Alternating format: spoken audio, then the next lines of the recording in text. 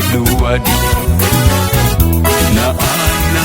Siku njema Bwana amefanya, wawili hawa wamekimbia dhambi, wameamua kuwa pamoja. Ni siku njema Bwana amefanya, wawili hawa wamepata kibali, wameamua kuwa pamoja. Wewe Edward na wewe Ana, Mungu amewachagua muwe pamoja. Wewe Edward na wewe Ana, Mungu amewachagua muwe pamoja. Kama kuna magomvi ndani yenu,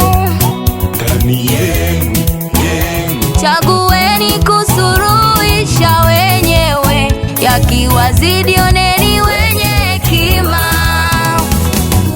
Tunawapenda, twawaombea muishi maisha mema yenye amani tele. Tunawapenda, twawaombea muishi maisha mema yenye upendo tele.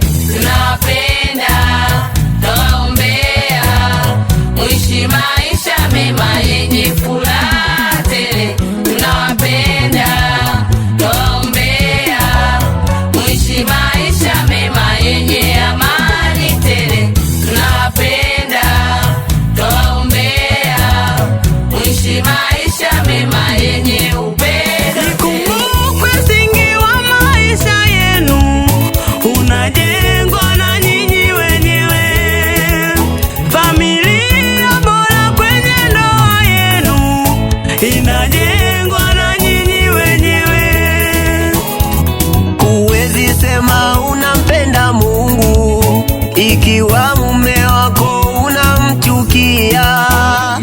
Huwezi sema unampenda Bwana ikiwa mke ndani unamchukia. Huwezi sema unampenda Mungu ikiwa mume wako unamchukia.